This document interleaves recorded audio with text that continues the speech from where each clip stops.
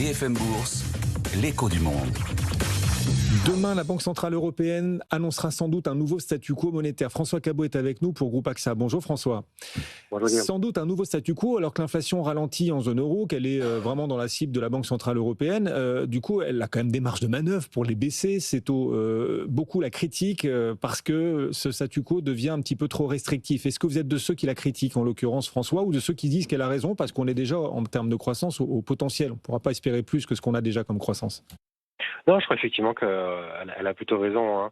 On va effectivement pas la baisser ou bouger ses taux, évidemment, ni demain, ni pour l'ensemble de l'année 2026, avec une croissance qu'il faut se rappeler a quand même bien mieux résisté au choc d'incertitude et des tarifs cette année 2025.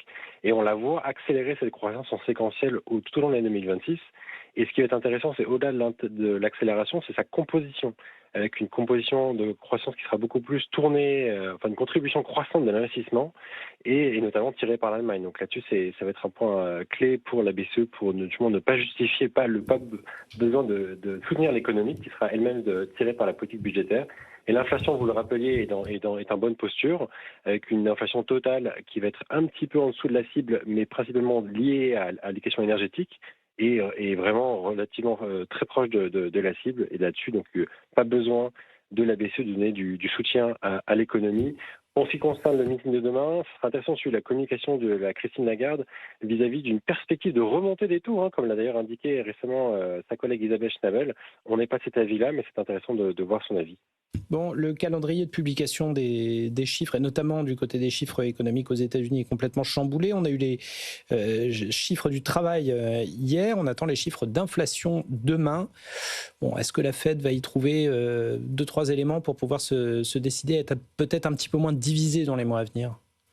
Alors, je crois qu'on a du temps devant nous. Effectivement, Jérôme Powell a été très clair la semaine dernière. Il souhaite se donner du temps, et notamment par rapport aux chiffres qui ont été quand même très, très difficiles à interpréter, notamment du marché de l'emploi hier. Donc là-dessus, on va encore avoir un chiffre des marchés de l'emploi pour le mois de janvier, avant le meeting du mois de janvier. Donc je pense qu'il n'y a pas de caractère critique aux chiffres d'inflation qui sortent demain. Nous, on pense que la dynamique fragile du marché de l'emploi restera dominante en ce début d'année 2026. D'ailleurs confirmé par les données d'hier largement, quand on regarde la croissance des salaires, quand on regarde la remontée du chômage.